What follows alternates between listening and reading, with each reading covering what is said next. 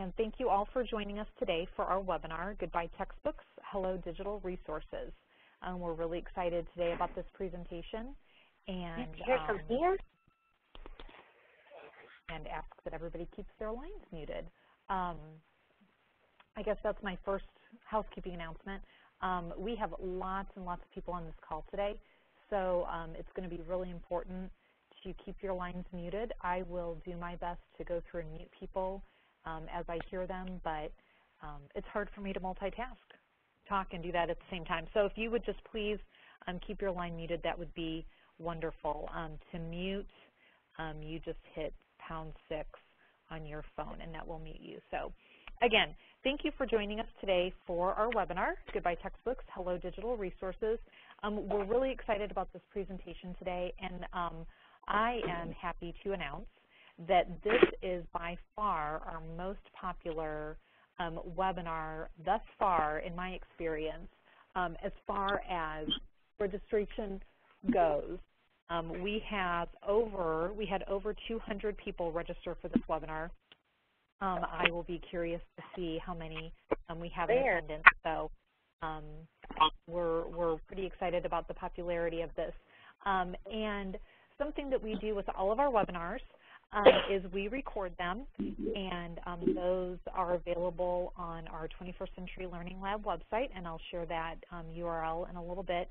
But specifically today, I have my fingers crossed that I have no technical issues and that this recording goes through well, so that will be available for you guys to reference back to later, but also for anybody who either was not able to attend because of scheduling or because they couldn't get in because we hit our max. So we'll see about that. And also I have kind of put a little bug in the ear of our presenters about doing this webinar again. So hopefully we'll be able to schedule another session maybe in March to cover this topic again. So that is my first bit of housekeeping. Next, February, this whole month of February, we have been celebrating Digital Learning Month in Indiana. That kind of started because of Digital Learning Day, which is a national endeavor, and that was February 6th, I believe. But we decided, this is our third year, that it's not, one day isn't enough, so we spend the whole month celebrating, and we've got a couple of initiatives going on. They're still happening, and you can get to all of that information from our homepage, and the URL for the direct page is right there. But we'll share our office's webpage here in a little bit. This is what our homepage looks like if you've not seen it. Lots of great information on here, and we try to keep it pretty up to date and have timely information. So this is what it looks like now, and in a couple of weeks it'll look different because it won't be February and Digital Learning Month anymore. And thank you to Michelle Green. Shout out to Michelle from our office who is in the audience today, who is helping me with URLs right now because I cannot multitask. So she's doing that for me. Thanks a lot. Another project that we have going on right now, another initiative, is our book club. We typically do 3 book clubs a month. Or not a month, a year, my goodness. So right now we are reading Invent to Learn, and we're a couple of weeks into that, but it is not too late to join. If you want to jump in to that book club, you can join us there at that URL, or again, you can link to any of our things that we have going on from our homepage, but it is never too late to join. And this is a really great book. And Around the Maker Movement, which is what this book is about, we are hoping to plan a webinar around that topic for next month. So all of that information is available via our webpage and also for social media. So follow us and keep up on what's going on with our office.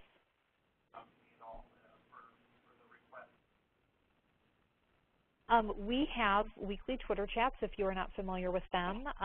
Every Thursday night at 8 p.m. Eastern, 7 Central, we have a Twitter chat led by Michelle Green, sometimes led by Michelle, oftentimes led by your peers, other people around the state who are technology leaders. This week's topic is around the Speak Up survey results. So we're excited to delve into that a little bit and see what is going on with that, what the feedback was around that. And then next week, this is a topic that has been popular in our office, so I know we're all anxious to hear what you all have to say about it, but next week the topic is student use of technology a privilege or a right?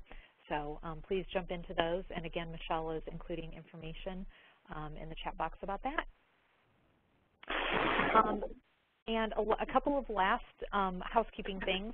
Please, if you notice that your line is not muted, please mute it so that we don't have background noise. Again, we have a really, really large audience today, and I will mute people as I'm able to, but it's hard for me to keep up with this big, long list. So please keep your line muted. Everybody should be muted as they join the meeting. And also, right now, you've all opened up the chat window and you have that available to you. At some point later in the presentation, I'm going to be making Rachel Porter the presenter, and at that time you will lose that chat box. Again, you will need to do the same thing that you did earlier, which is click on that green bar and open up the chat box. Use that chat window as we go through the presentation to ask questions, to make comments, to share ways that you're using digital resources, maybe precise or My Big Campus in your classroom, just to give people ideas. I had one person ask about muting. I'll tell everybody to mute your phone. You press #6, and I will put that into the chat too. But so for right now, I am going to turn the call over to Molly Yoel, who is from Danville Community Schools, and she is going to be leading our conversation, and she'll introduce all of our other presenters in just a moment. So, Molly, the call is all yours. Hey, Kathy, do you have a speakerphone?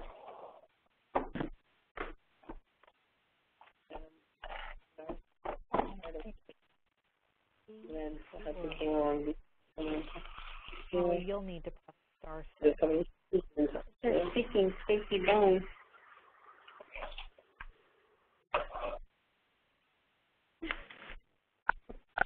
That's the star. I think you're right. I was doing pound.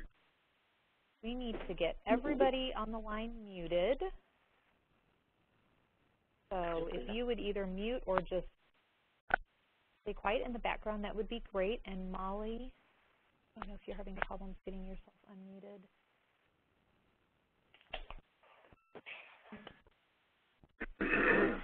Mary? Yes, I hear you now, Molly. Go ahead. Okay. Did you guys not hear any of that because I was talking? No, we did not hear it. So start over again. That's fine. Well, I'm glad that you are all here joining us. It's a great way to end your school day, and you'll all be pleasantly surprised when you walk outdoors that the sun is shining and you don't need gloves and a hat. So it's a good day. As Mary said, I am from Danville. I have served a couple different roles here. I'm currently teaching as well as serving as the grant coordinator for the IMAC folks. We have 16 districts from across the state that received the IMAC grant last year in 2013. And of those 16 schools, they are broken into 4 distinct kind of groups, but there's definitely an overlap among all of them. This particular consortium that you're going to hear from today is our digital content group, and they are made up of 6 different districts, as I said. And we have 4 representatives. We have Dana Lyle from MSC of Wayne Township, and then we have Rachel Porter from Southwest Park Community Schools, and with her, she has Rachel Loomis and Jennifer Butler, who are practicing teachers at her district. So we'll hear from them in a little bit and see some of the digital content that they've actually created in the process. Like I said, we do have 6 districts. Among those six districts, we have 4 or 5 which are creating digital content inside of My Big Campus, and they're creating bundles. And then we have 1 school that's creating content in iBooks, and then lastly, East Allen is creating content inside of iTunes U. So we are trying to create a variety of digital resources and various kind of venues for people, depending on your school district, what devices you're using, what platforms you're using. Hopefully we can appeal and offer some good content for all of you. All of the content creators from these 6 districts are practicing teachers. They're in the classroom, they're using what they're making, and then thankfully sharing it with all of us. And I have actually begged, stealed, and borrowed some of the content that they've already created and am using it, and I'm very thankful for that. So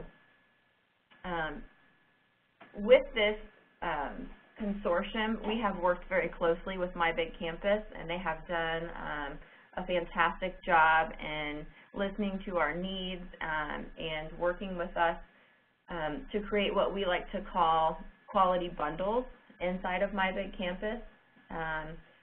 We kind of have a platform, if you will, or a baseline, I guess, of what we want our content that we're creating to look like, and that's what this high-quality bundle checklist is focused on. And I'm going to go ahead and let Dana talk about that, because it kind of stemmed from Wayne Township's work, and then the grant kind of adopted it and took it to My Big Campus, and they have ran with it. So Dana, do you want to talk about the high-quality bundle checklist? Sure. Can we, Mary, can we switch the screen and check on the checklist so folks can see it?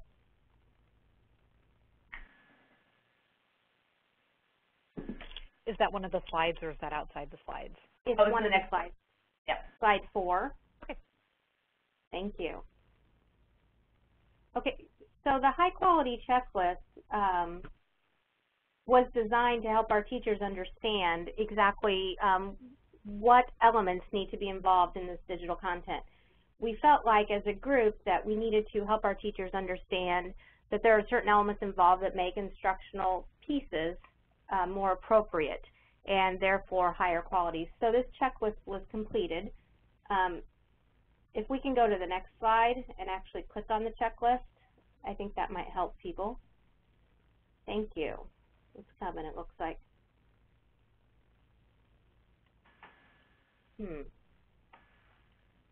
Mary, just, I don't know if you know, it's not showing up.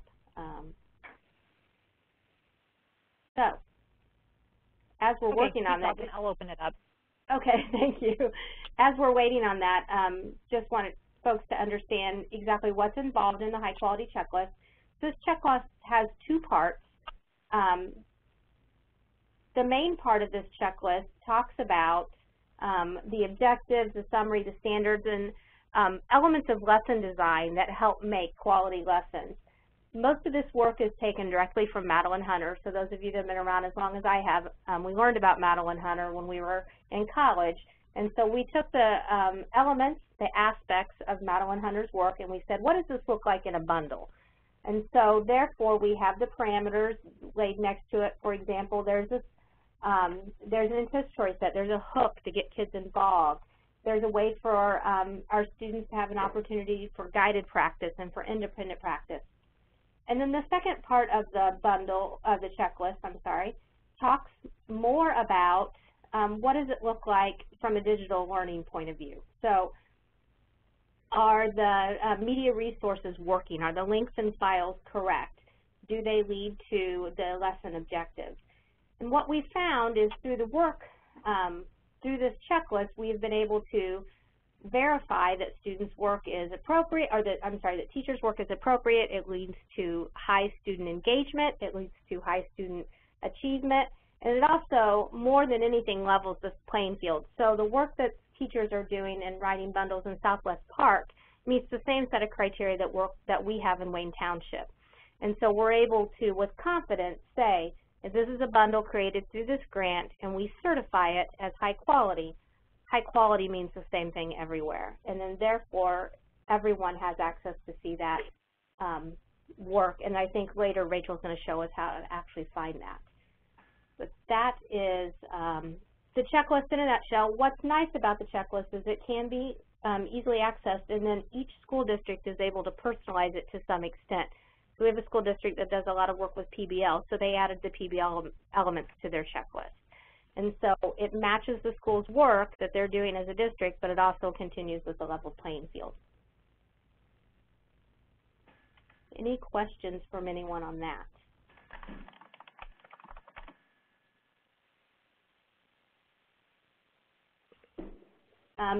It is based on Madeline Hunter's work. Somebody asked for that, so I'll write that in our chat. Madeline Hunter has been around for a really long time, and she is like the guru on what makes a good lesson.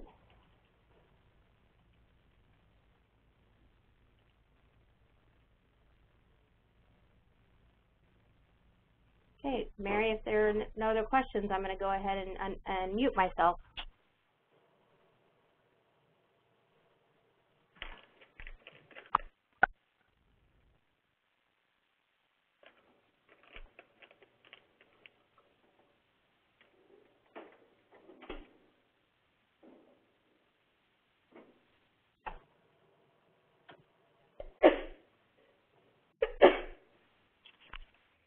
Molly, we don't hear you if you're talking.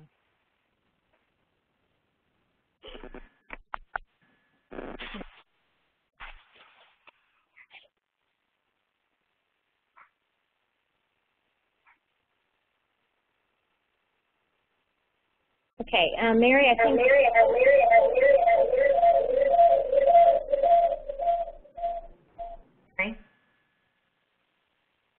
Wow, that's some lovely feedback. Yeah. Sorry, I think we've got a little interference going on here. Okay.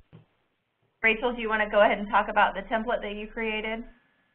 Yes, if you can go back to the slides and follow the link to our template, hopefully that will work. Okay, do you Perfect. see the template? So this template is basically just a My Big Campus bundle version of the checklist that Wayne Township created that Dana just spoke about. And what I did with the checklist was just make it into a bundle that teachers could branch and have a copy of that has instructions in it for how to actually put the content of the checklist into the format of a bundle. So as you scroll down through the bundle, there are header graphics to divide out the sections. There's little tutorial videos, and there's instructions to guide a teacher through creating a My Big Campus bundle that meets all of the criteria included in that checklist. So it's basically just a starting point for a teacher who is trying to learn how to create a high-quality lesson in the form of a bundle. And once they kind of get the hang of it, really all they need is those graphic headers, or they could certainly create their own and insert those. But this is definitely a good starting point if you're wanting to start curating your own content, following that model that's been well researched and put together. I will put a link to this template in our chat in case anybody wants to use that template to start curating their own high-quality bundles.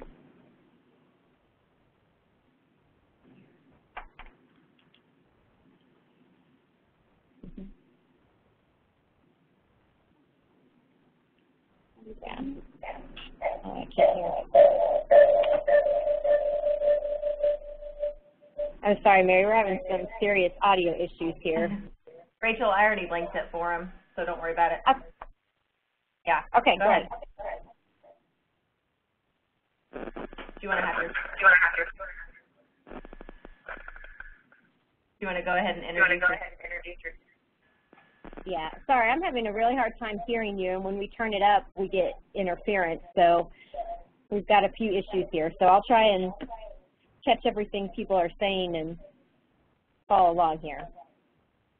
So I do have two teachers with me today. I have a 5th grade elementary teacher as well as a high school French teacher who have been doing this work to create bundles. At Southwest Park, we are really involving our entire staff in this as part of our digital curriculum initiatives as a district. So we've had teachers everywhere from kindergarten through grade 12 creating these high-quality bundles. And I just have a couple of them with me today to kind of talk to you about that process and how they are starting to not only create these bundles, but use them with their students, use them to present their lesson, but also to communicate and get the students online and following links and involved in using these digital tools in their classroom. So the first teacher that is going to speak today is Rachel Loomis. She is a 5th grade teacher at Rosedale Elementary. And if I can have control of the screen, I will be able to show you Rachel's bundle, and she's going to talk to you about it.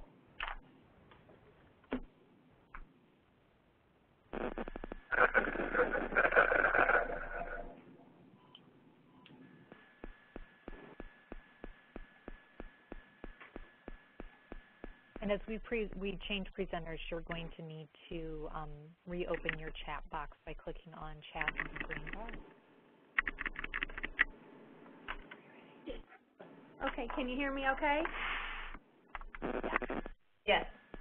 Okay. Okay, I have taken Rachel's templates, and what I did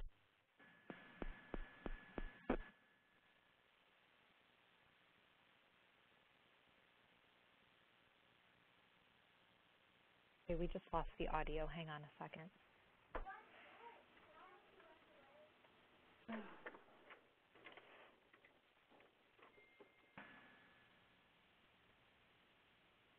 Oh, we lost Rachel Porter. Oh my goodness. Okay, hang on everybody. Let's get Rachel.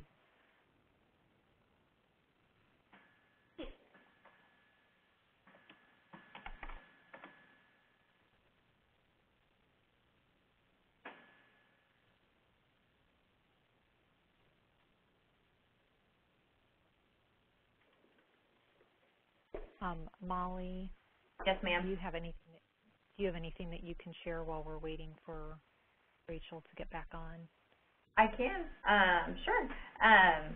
So basically, one of the goals of this particular consortium is throughout this school year, we are creating digital content to share with everyone across the state, across the country, and so this is definitely a work in progress. A lot of quality bundles inside of My Big Campus have already been published and certified and are ready to be branched and used by all of you. So continue to be on the lookout for those. But at the end of this project, this summer and into the fall, we will be publishing more information for you as you might be interested in doing something similar at your district. A lot of people, I think, have questions on how districts have handled paying their teachers for curriculum writing, who owns the digital content, where do we keep it. A lot of those logistical questions that some districts have, we will publish that information on how these 6 different districts handle digital content writing at their school, with all those little nitty-gritty details that people want to know the answers to. So you will continue to see the fruits of our labor throughout the school year, but then into the next as well, with more details. And then those iBooks and those TNGU courses, some of them are available already for you to use, and some will be published and ready towards the end of the school year. So it's a work in progress for sure. Okay, Rachel, are you there and can we hear you?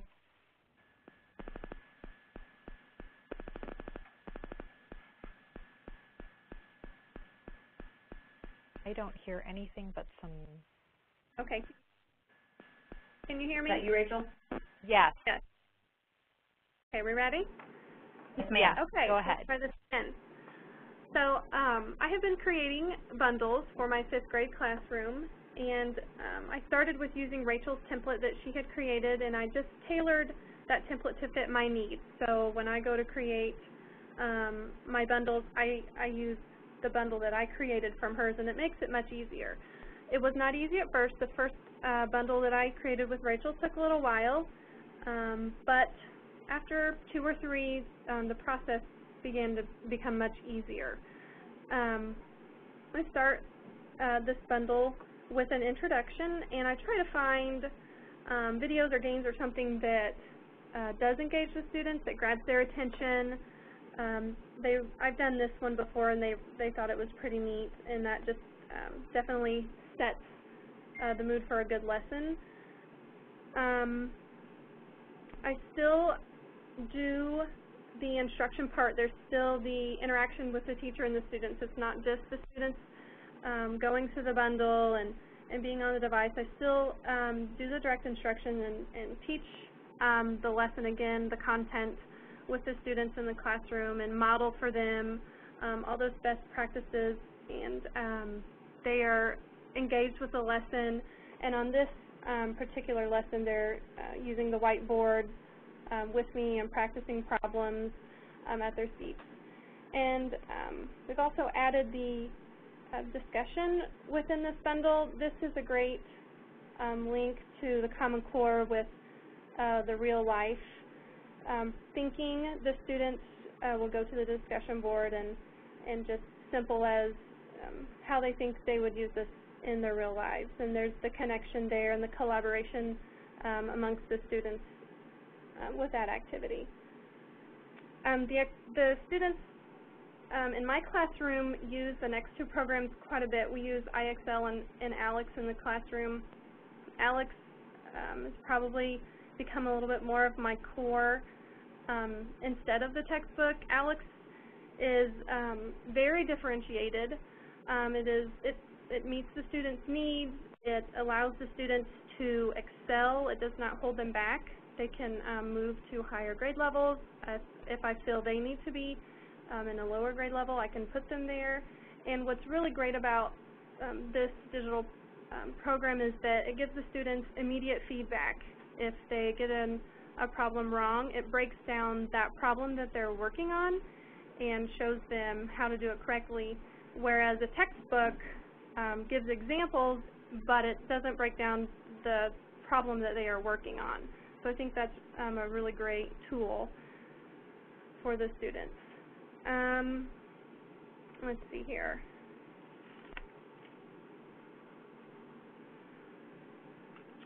Textbooks aren't completely thrown out of the scenario. I may have students that need the textbook, and if there are a handful and that's what is best for them, then that's what we'll do. We're still very much in a transition here.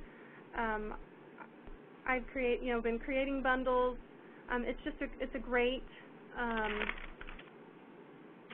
it's a great collection of live lesson plans that can be constantly edited, added to, changed, whatever you need that will fit that standard or that content that you need to teach. So I think that's it.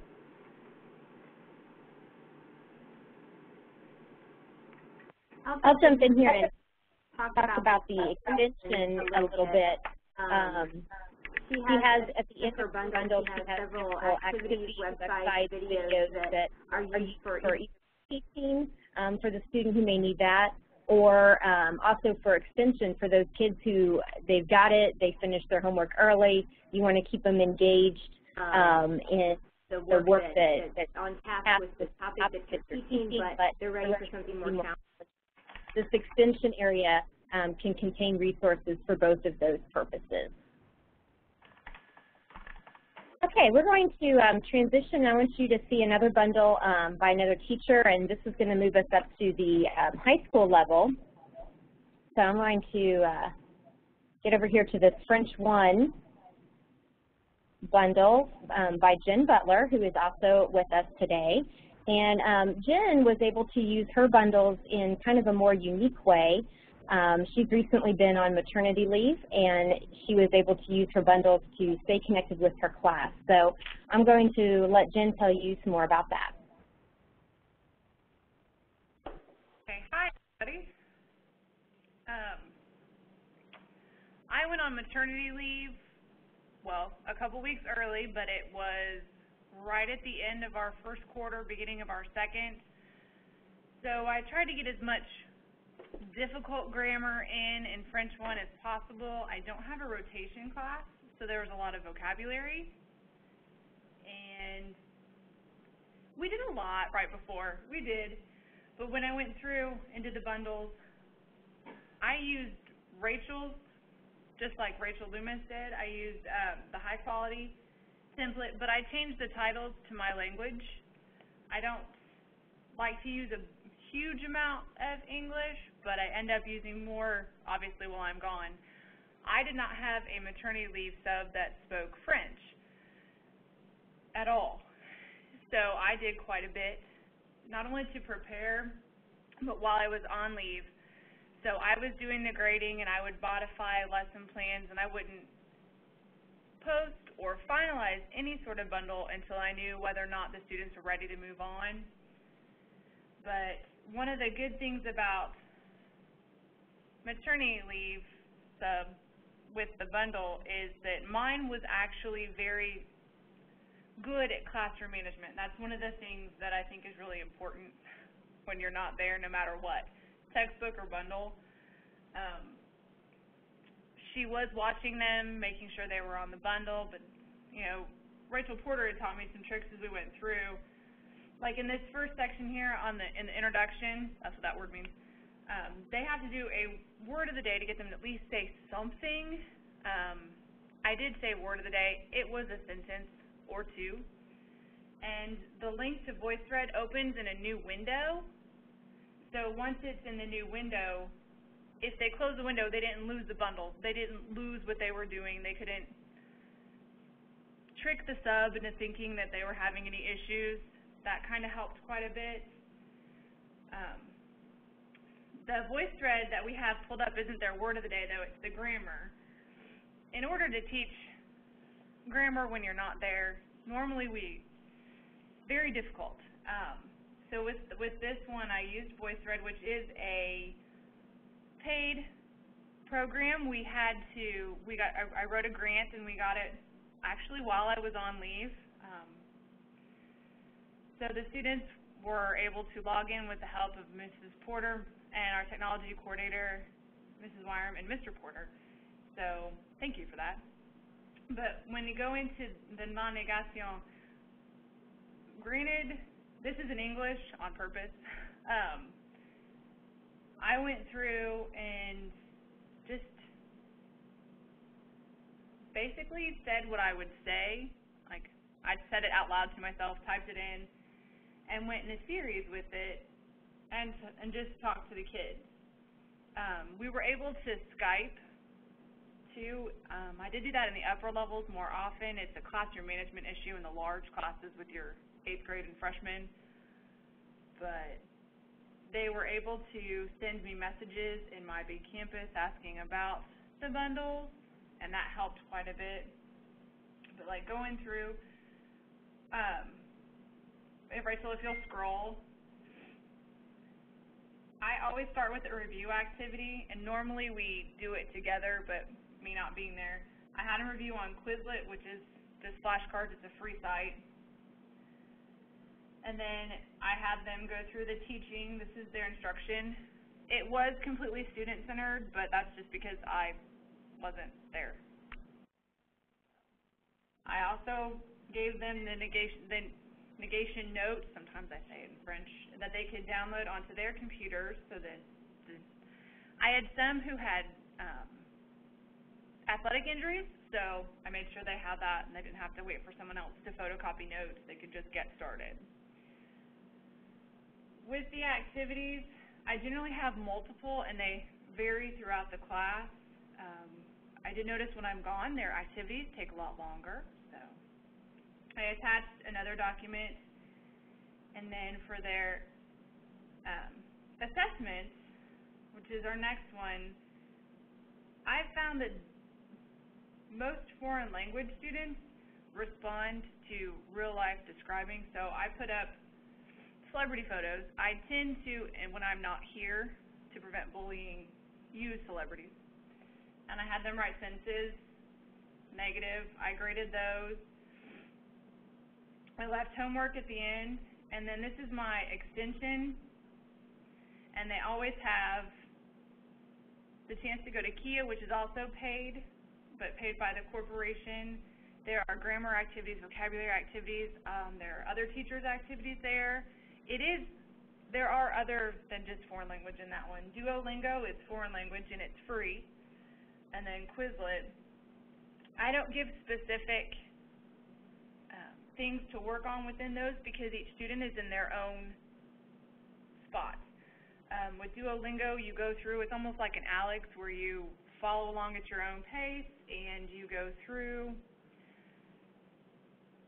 You're earning coins though, not pie pieces. Like it's really the same kind of thing, and with foreign language, with your differentiation, you're able to go there and do whatever they need, really.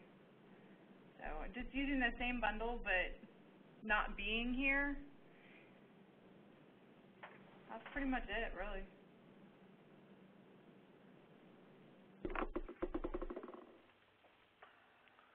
Okay, so thank you, Jen, for showing us your bundle and kind of talking about how you used it when you were on maternity leave. I think that I get a lot of questions from, especially when we first started this process, teachers saying, well, what happens when I'm not there? Isn't it going to be a nightmare for a sub to teach my class if we're primarily using digital tools like this? And honestly, I really think that it solves that problem a lot because you are communicating directly with the students, mostly in things that are prepared ahead of time, but if need be, Jen was still able to communicate with her students through messages and help them out. I think we even did tried to do a couple live things that where they could actually communicate with her as well. So really great advantage to that. You know, subplans become simply have students log into My Big Campus, their bundle is posted as an announcement, and the students are able to be a lot more independent that way.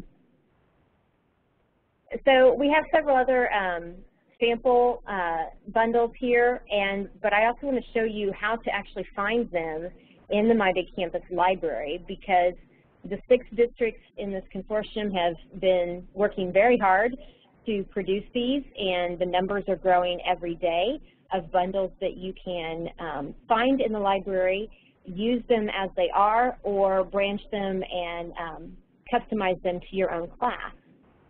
So I want to make sure that everyone who's participating in the webinar today knows how to find a certified bundle in the library. So it's pretty simple. I'm just going to switch over to the My Big Campus library here. And if you're not familiar with how to get to the library, there is an icon down here on your left menu for the library. And you're just simply going to search by a keyword. I'm just going to search for multiplication here. And there's just 2 simple things. First, as my results come up, I can scroll through and pretty easily identify any results that are certified bundles because we're looking for this seal that's found right there. And actually, this is Rachel's bundle that we just looked at a few minutes ago. But you can also filter your results over here on the right-hand side with all these filter options. There's a little box that says MBC certified only. If you mark that and click search, it's going to show you only the results that actually have that seal on them. So that's how you're going to find the content that you're looking for. You know, sometimes a couple different keyword searches are necessary, but there are all these other different filters. You can filter by standard, you can search by standard, and once you get your first set of results, you can filter down to see only the certified bundles. And you'll find, I think we have a little over 300 certified bundles at this point, and we are continuing to work hard to create more and more of those as we go through the grant time frame. I think we're maybe ready for questions. Oops, sorry.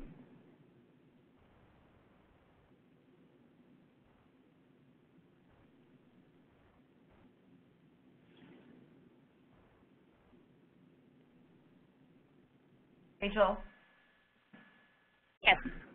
I liked the point that you made with regard to the maternity leave and how subplans are different nowadays, and I just was nodding my head in agreement the whole time as you were talking about that because being a mom of 2 young kids and then working with the grant schools, you know, I've missed a handful or 2 of school days, and I don't think one time have I left subplans I've just told the office, you know, tell the sub my kids know what they're supposed to be doing. And I, you know, post the announcement on my big campus and attach the bundle, or, you know, assign the schoolwork inside of it, whatever they're doing that particular day. And even myself was sick once or twice, and, you know, was able to quickly get on and post something for them, and didn't have to, you know, run into school in my sweats real quick early before anybody got there and make copies and everything. So, you know, it's been a lifesaver for me as well, and definitely I'm loving this, you know, digital content era that we're in. I'm noticing a question. Yeah, who certifies the bundles? Right. Do you want to talk to that, Rachel? I can. Yeah. In each district that's participating in the consortium, we've identified one person in each district that will have that certification right, and we just have a special little button that allows us to put that seal onto a bundle once we've reviewed it and we've made certain that it meets all of the criteria set forth in that high quality checklist. So I am that person for Southwest Park, so I spend a lot of my time doing that. Teachers submit their bundles to me. I compare them to the checklist. I offer suggestions for revisions if necessary, or it may be a good opportunity for me to add some content to the bundle and kind of maybe show the teachers some new resources that they may not have been aware of before. So it's a really good growing process for our teachers as well. And then once we feel like the bundle really truly is high quality and meets all that criteria, then I put the certification seal on that. So currently there are, I believe, 6 people who have that access, one from each district, maybe also Molly, I'm guessing you do too, as part of the consortium. Yeah, and I did notice a while back that My Big Campus, when they sent out the golden nugget about the certified bundles, there is an option for other districts, and this is my understanding, where they can request the ability to certify bundles that their teachers are creating. So, you know, Rachel's never going to be certifying bundles for teachers outside of her district. She just has that ability inside of her district, but other schools can request those rights, that certify button, and I'm assuming that My Big Campus is just going to ask that you keep it to 1 or 2 people inside of your district that actually have that certified button and that ability, because they do, you know, they do want to keep it and make sure it's manageable, I guess. So, but you're only allowed to certify for teachers that are creating inside of your district. Well, that's the goal.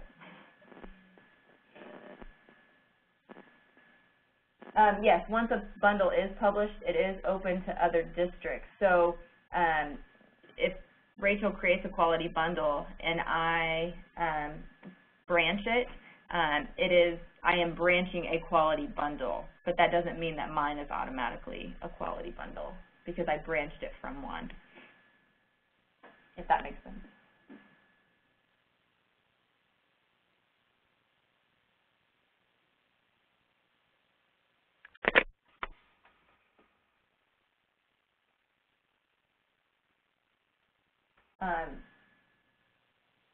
There's a question for Dawn. Oh, okay, gotcha.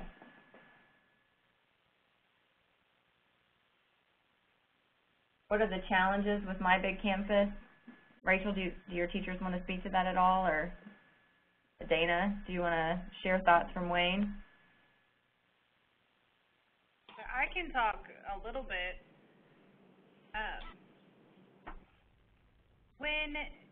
For most of us, it's technology, having too many students on at once, or a student forgetting the computer, but it's all classroom management. The same as not having a textbook, losing your textbook, not having a pencil.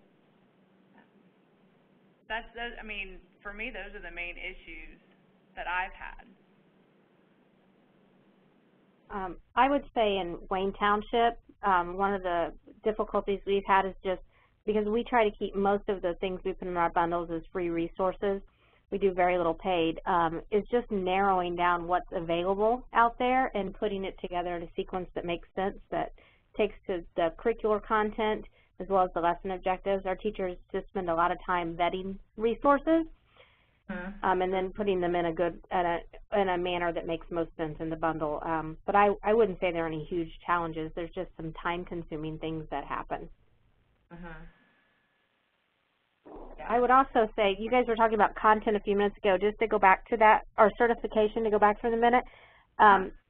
In Wayne Township, we're really conscious of making sure that we certify things that if it's a content area that I'm the certifier that I don't know enough about, then I get somebody involved. So when I have a high school, you know, foreign language, or I have choir teachers writing them, I get somebody that's more involved to help vet that, like a department chair and things like that, because I can tell you if it looks good and if things work, but I can't tell you if the content is appropriate. I know that that's a big concern in our district, and I'm sure other people were wondering about that. So I wanted to clarify that, you know, I don't know everything about every content area, but I do try to get people in there that can point me in the right direction.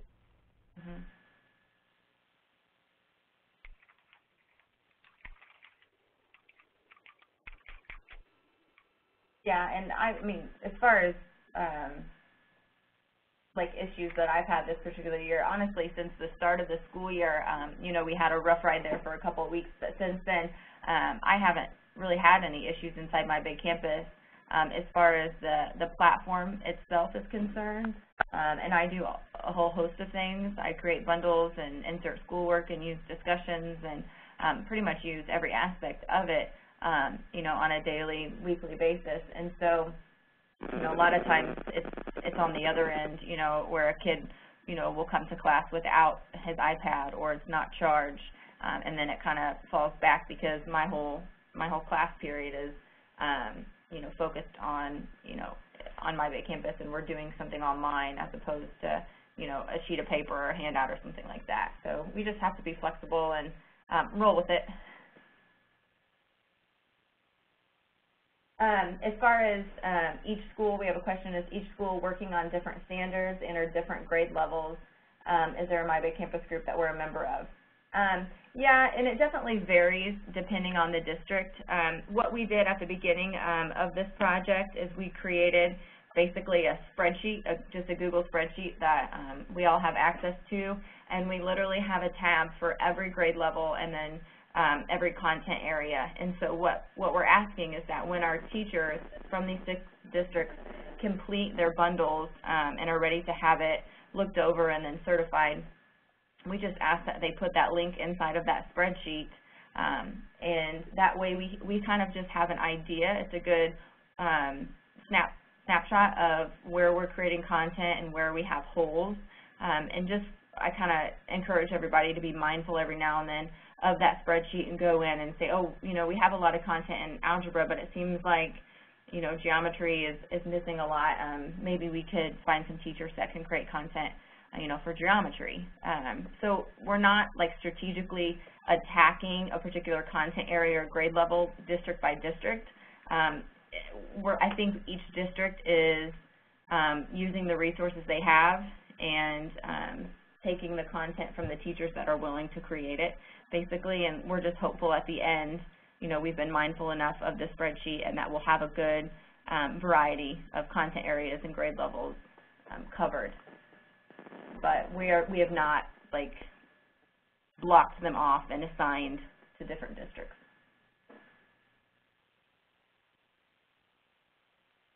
But we definitely have a lot represented even at this point, and it's only February, so that spreadsheet isn't going to be necessarily published for everybody to see, and I don't think that it was intended for that. But at the end of this project, we will have something. We'll have links where you can, you know, find a list of all the iBooks that were created, and links to a list where you can see all the iTunes U courses. And then in My Big Campus, it's really, you know, up to the user to go in and just search what they're looking for and make that check on that box, you know, search certified bundles only, and they can easily find them inside of there. So. I can speak to just a minute about the question about lower grade levels. That's a question that I get a lot, or you'll hear a lot of skepticism about, is using digital tools like this with a lower grade level. our one-to-one initiative goes down to second grade, and we have several second grade teachers that are very active in creating these My Big Campus bundles, and they are using them with their students. So that's actually been very successful. We have a couple of second grade teachers that are piloting a move completely away from textbooks in the area of math, and they are using their My Big Campus bundles and the subscription services that we've purchased as a means of being able to do that.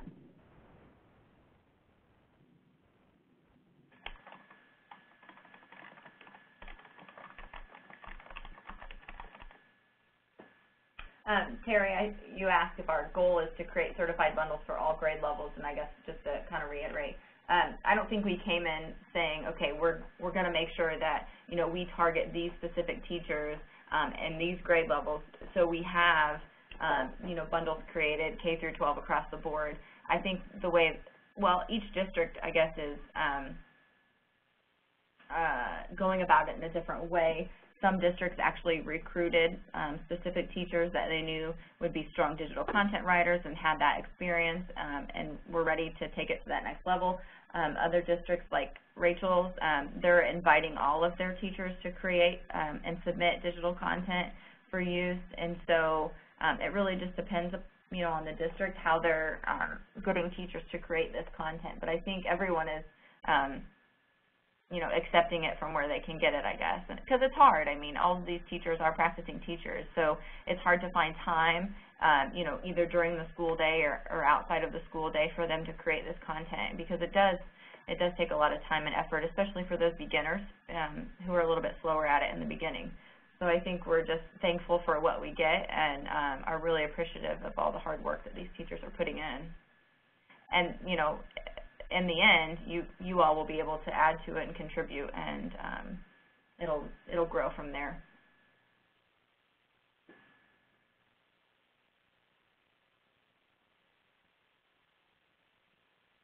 As far as the suggestion link to get technical help, inside of My Big Campus there is the My Big Campus Trainers group that you could ask to become a member of, or have your director of e-learning or one of your, you know, tech integration specialists that you're building become a member of that group, because there you can pose questions and post concerns and get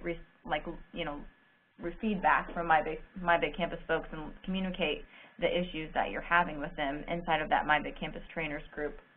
I would agree that the apps are glitchy. I know last year they had a lot of problems with the app, and they completely scrapped it, and this year built it from the ground up, so it was brand new. And I've heard that they're still having some issues with it. Personally, as a teacher myself, I don't ask my kids typically to work inside of the app. I always tell them just to go to the site directly, and I run the site typically from my laptop or my Chromebook, and it works beautifully for me. So it's unfortunate, I guess, if you have to rely on that app, but I would always suggest just using Chrome or you know, IE on your iPad if you have that access, because the apps are not, you know, 100% reliable at this point. And I'm hoping that, you know, at some point they will become, because I know it is frustrating. Or Safari on your iPad, I'm sorry. Rachel also has an email address she put for the support at My Big Campus to report these issues that you're having.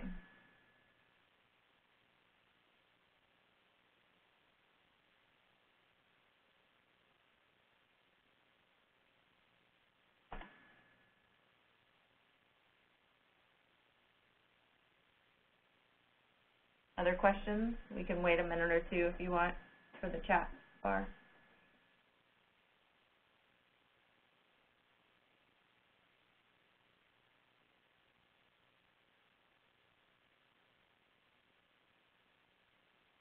I definitely think that by creating this digital content and that so much of it is living inside of My Big Campus, that definitely speaks a lot to the platform. And I hear from a lot of administrators across the state that some of their teachers are struggling making that transition, whether it be leaving their Moodle or their Edmodo or whatever they've lived in the past and are comfortable with. And I think a lot of districts are trying to kind of make that transition into My Big Campus and to get their teachers to see the value in it. I do understand that when you switch to a new platform, you often gain a lot, but you do lose some because not all platforms are created equal. And so I would just encourage you to share this with your teachers, to show them all of this content that's being created inside of My Big Campus. You know, and that's definitely an incentive to joining, I guess, and to living in this environment, because so many people are collaborating across, you know, the state and the country, and creating and sharing these resources. It's really invaluable at this point, especially as districts, you know, have stopped adopting textbooks. And I'm not working for My Big Campus here, I'm just a user, so people always ask me that, but I really am just a huge advocate for it and a big fan. And don't forget also that we have districts that are creating content inside of iTunes U and iBooks as well. That will be available, if not now, later on in the spring and fall, for you to share with your teachers and for them to use for free as well. So if you're not a My Big Campus user or My Big Campus district, we'll have resources for you too.